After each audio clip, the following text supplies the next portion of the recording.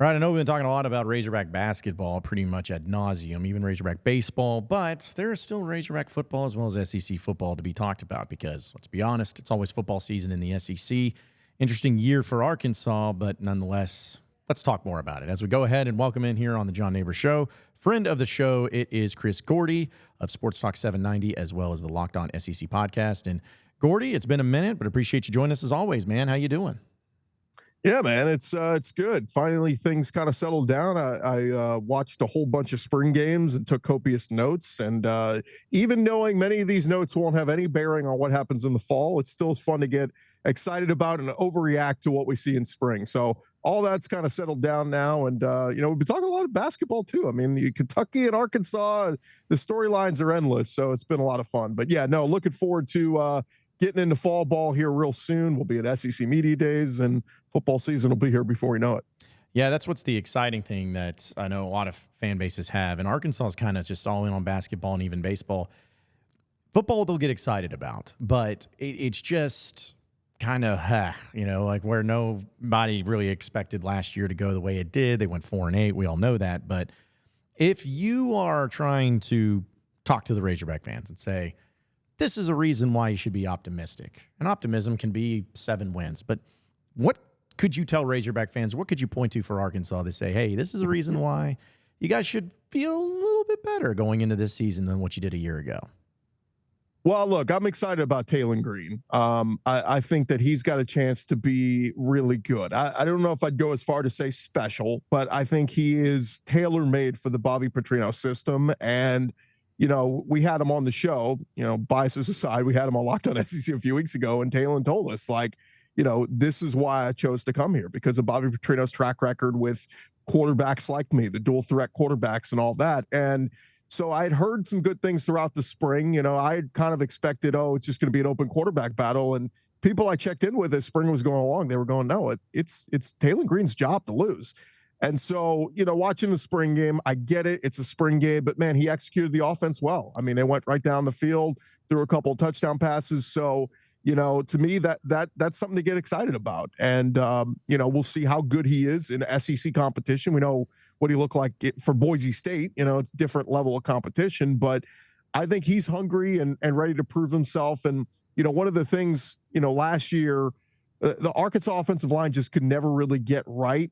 And KJ, I think they had tried to maybe keep him in the pocket a little bit more, and he wasn't able to do that. And then when they decided to run, it was a little bit too predictable. And so I think that's kind of probably why KJ Jefferson wasn't as good last year. But Bobby Petrino is not going to be predictable. I mean, he's gonna call the plays based on what the defense is running, what his quarterback can do. And so I do think this offense is going to be way better this year. And, some people are saying, oh, well, how can Taylor Green be better than KJ Jefferson? It's just going to be different with Petrino calling plays. I love Jaquindon Jackson at running back. The sample size we saw from him, he's a hard runner, great catching the ball out of the backfield. He looked, had a couple of those moments in the spring game. So, yeah, I like, the retooling of the O-line, but I also think having a mobile quarterback can kind of offset, times where the O-line isn't great. So, you bring back all the receivers. I think the receivers look pretty good. So, I'm a little bullish on Arkansas. For people who are, picking them to go what, 4 wins or 3 wins. I think this team is, more closer to 6-6 than they are being bottom of the barrel in the SEC West again. Now, I know that since there's no longer divisions going into this year, you kind of have a lot of the familiar foes that a few of these teams still have, but it's always about the schedule. And I'm looking at Arkansas' schedule, and their toughest games are at home, but it's not like the home schedule did any favors for them last year because they didn't really have any home performances that are worth mentioning. But still, their toughest games are at home. They have teams that are expected to be good, but is it maybe with the schedule, like, for instance, the home games against Texas, LSU, Ole Miss, and Tennessee, could you see of those 4 games, Arkansas winning at least one of those? Because you got to protect home field, and especially in the SEC. But if Arkansas was going to win 1 or maybe even 2 of those, who do you think would be the most likely candidates for Arkansas to get a victory against? Well, I'll say this. I mean, the defense has to be better. Are they getting more pressure this year? Is Landon Jackson just wreaking havoc on the SEC? What's the secondary look like? I like some of the guys that they've brought in. They force some turnovers. To me, if the defense can improve and the offense is much improved as well and executing, yeah, you can steal some of these. I mean, the game at Oklahoma State is going to be tough in week 2, but I think, there's a world where you can pull that one out. And then to me, it's all about that week 4 game at Auburn. And if you win that one, Auburn is sticking with Peyton Thorne, and they've improved the weapons around him. They've gotten better wide receivers, but Hugh Freeze is in a real bind, like hitching his wagon to him. I'm shocked that Auburn did not add another quarterback in the transfer portal. Even if you don't think he's going to beat out Peyton Thorne, just bring in somebody to push him.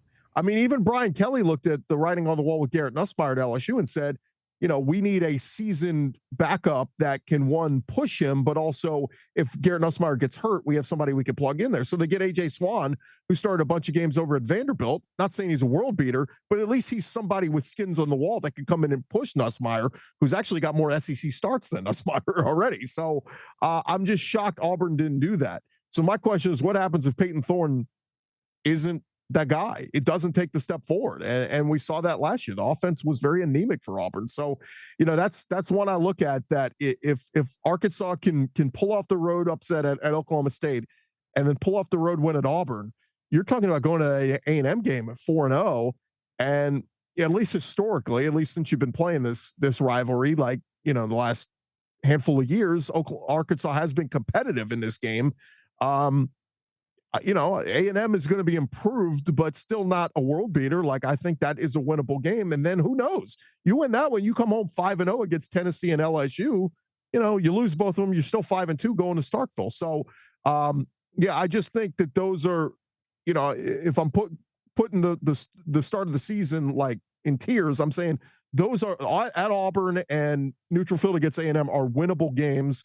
Obviously, at Oklahoma State, like I said, it'll be tough, but I just think that there is a world where Arkansas can win a couple of close games and be 5-0 going into that Tennessee game, and who knows from there. So, if you lose at Okie State and you lose at Auburn and you lose at A&M, then this thing starts to unravel very quickly. And you're 2-3 hosting Tennessee, and the Boo Birds are coming out and fire Sam Pittman and all that kind of stuff as the narrative starts. But like I said, I do think there was a world where Arkansas, if this offense is humming, and I love you get the tune-up game against Pine Bluff to start, but and I love that they moved it to the Thursday too, by the way, to kind of give yourself your own audience, your own time. So we'll see what they do, but yeah, man, I think the schedule sets up. It could be worse, right? I mean, you could get Ole Miss or Texas in those first few weeks, and we'd really be saying, man, this is brutal. But I do think the schedule does set up a little bit more favorable for Arkansas. You don't have to play Bama, you don't have to play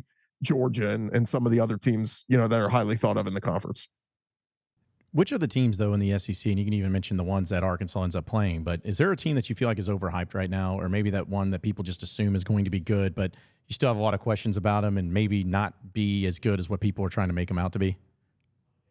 I'm still a little skittish on Ole Miss because everybody is so pumping them up. And I know I've dissected their schedule every which way, and I keep going like, if things go poorly for Ole Miss, they're still 10-2. Like it's so hard for me to like look at the schedule and talk myself into them going 8-4, but it still is Lane Kiffin, right? I mean, I know they get the 10-win season last year, they win the bowl game, and confidence is at an all-time high. And they've added through the portal and they've had a lot of big names, but there is a big C word that still has to matter, and it's called chemistry. And we've seen some of these teams through the portal, when you build through the portal and go get big names, a lot of times it works and a lot of times it doesn't. There are times where we've seen, oh man, look at we got this guy from this school, this guy from this school. This guy is a, fifth-year senior. He's played, a ton of snaps, and then he gets in the SEC and he doesn't gel. The left guard doesn't gel with the left tackle next to him. And, we've just seen consistency problems out there. And so, yeah, look, Ole Miss has killed it through the portal. I still think Pete Golding is a really good defensive mind. The Ole Miss defense was much improved last year, but I think we are underrating the loss of Quinshon Judkins. I mean, he was one of the best running backs in the SEC the last 2 years, and to just dismiss, they'll replace him, I think is a little naive. And I think Jackson Dart in that passing game benefited from Ole Miss being such a good run team. I mean, we think of Ole Miss and we think high flying and throwing the ball all over the place. Now that works against LSU last year because their defense was god awful. But in your tougher games against Georgia and Alabama, where you had to run the football, they weren't able to do it. And so, I just worry about that for Ole Miss. But again, they lose Alabama from the schedule. They lose, a couple other tougher teams. But again, everybody and their brothers got Ole Miss as a preseason top 5 team. Everybody and their brothers picking them as a, maybe not to win the SEC, but at least, get into the playoff at 10-2. As we know, 10-2 probably gets you in. I just worry, and this is what I've been saying for all offseason, John, is I worry that we're going to have 4 or 5 teams that go 10-2 in the SEC this year, and tiebreakers come into play. And if Ole Miss's 2 losses this season are to Georgia and LSU or Georgia and Oklahoma, and those teams go 10-2 as well, tiebreakers matter. Those teams maybe get into the playoff over you because of it. So, again, I'm not looking to come on here and just crap on Ole Miss, but when everybody is on the hype train and jumping on Ole Miss is making the playoff, I start to take a step back and go, wait a minute, what's Lane Kiffin's track record here? How many times has he won at a high level? Look, he can go win you a New Year's Six Bowl, but get to the playoff and go compete and win a championship. Let's pump the brakes here a little bit. Last one from what you get out of here, Gordy. I know we talk a lot of SEC and football and dealing with Arkansas and everything, but as far as going into the summertime, spring practice is over. SEC Media Days will kind of be the next big thing when it comes to availability and talking from players and teams and coaches and everything. And things can change. But as far as where it is right now going into SEC Media Days, what do you think is going to be the biggest headline, storyline, thing of interest when it comes to not only just specific teams, but also just the conference in general heading into July? Well, I think, expansion is going to be a topic that continues on. I mean, to me, the biggest story at SEC Media Days is going to be about Oklahoma and Texas coming in. And we're going to have all those media members that cover those schools there. And so the presence will be bigger. It'll feel bigger having Sark and Brent Venables there. And there's going to be a lot of questions about adjusting to the new conference. We just had Nick Anderson on our show this week on Locked On SEC. He's the stud freshman wide receiver from Oklahoma last year, set the school record for freshman touchdown catches in a season with 10.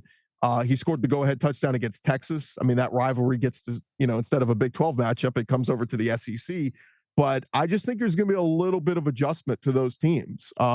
This isn't playing Kansas and then going to play Baylor. I mean, this is playing, Georgia, Bama, that game you had at Auburn that you penciled as a W. Suddenly, you're a little bit banged up and they eke out a win over you. That's what makes the SEC so tough is that, I looked 2 years ago where Florida and Kentucky, considering themselves at least, middle of the pack team in the SEC, and they both lose to Vanderbilt. I mean, those kind of things can happen in the SEC because, when you play tough teams consecutive weeks, your offensive line is banged up. Your quarterback's got a nagging injury that he's playing through. That wide receiver drops a big pass. I mean, little things like that happen because of the grind of the SEC. And so that's what I think Oklahoma and Texas are going to have to adjust to. But yeah, I mean, the other big storyline is going to be, okay, Big Ten's adding more teams. Will the SEC add any more? And the talk of the ACC with Clemson and Florida State and, is anybody else jumping ship? I'm sure that storyline's not going to go away as well. And then what's the future of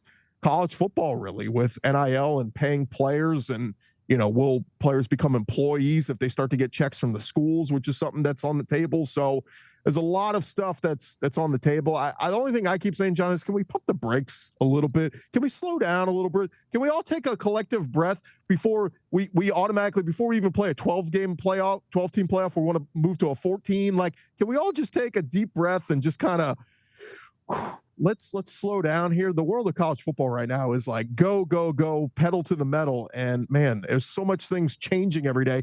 If you got locked up for something a few years ago and went to prison and you came out, you wouldn't recognize college football coming out. I know. That's kind of where I'm at too, man. I'm like, I love the adjusting, the fun of it, the pageantry of it, like all the stuff that's still kind of there. But I don't know. I just reflect and just thinking about how much has changed, and it's almost sad. Like I know, I'm like I don't want to be that way either. It's because change is possible, and it always happens in sports. But college football, college sports in general, it's just I don't know. Like who? Like I think the scariest thing is we just don't know what it's going to look like here in the next 2-3 years, or even 6 months. I mean, we just don't know what it's going to look like, and it's a scary thing, I think. Yeah, I mean, tradition and pageantry is what we love about college football. And when we're talking about taking some traditions off the table, and we're talking about a year where Arkansas, how's this for luck? The first time Arkansas doesn't have to play Alabama is the year Nick Saban is gone. Like, that doesn't seem to be fair at all. Like, couldn't they have kept them on for one more year for you guys? But it's things like that where it's like, we're talking about schools not playing each other for the first time in decades, and it's going to take some getting used to. Yeah, I don't think I don't know what's worse, the fact that Arkansas never beat Nick Saban in Alabama, or the fact that Arkansas never beat Kevin Sumlin in Texas A&M. I think I know the answer to that question. But we always got him too early. If you had got him later in the year, you would have definitely beat him a couple times. Totally. Or if they just didn't blow a lead in almost every single game, something like that would probably be helpful. But still, it's going to be a lot of fun, Gordy. I know we still got a few months on the way, but it's still always fun to talk a little college football, especially with Razorback football too. But we appreciate you joining us as always, man. Enjoy the rest of the springtime heading into summer, man. And I know we'll be catching up with you sometime here in the near future. Whoa, pig, man. Yeah, tell Calipari, keep adding those 5 stars. We'll see what this team looks like.